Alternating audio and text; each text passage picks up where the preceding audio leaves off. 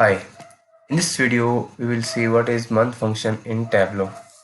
So basically a month function returns the month which is present in our function as an integer. So in order to understand this better, so for that I'll just create one calculation field and select the title as a month. Now just I'll type the month. So and then I select this function. So we can see here the syntax. We have to use date as an input in this month function. And also we can see on the right side the definition. It says the month returns the month of a given date as an integer. So here we can see the example. So let's say I select the date as 2021 and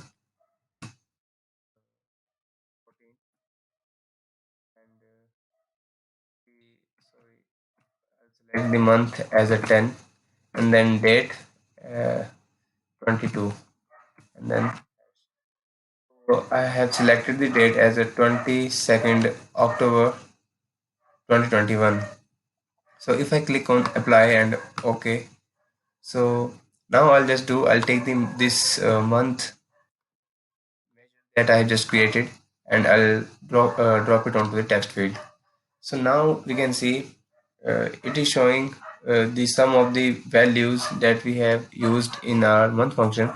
For in order to make it right, I'll just click on the drop down, select this major sum and convert this to an average.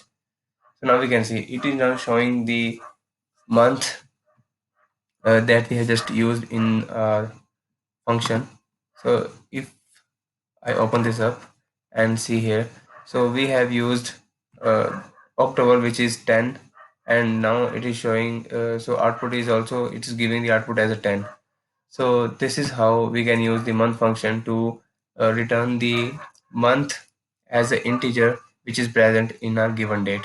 So this is how we can use the month function in Tableau. So thanks for watching this video and stay tuned for more.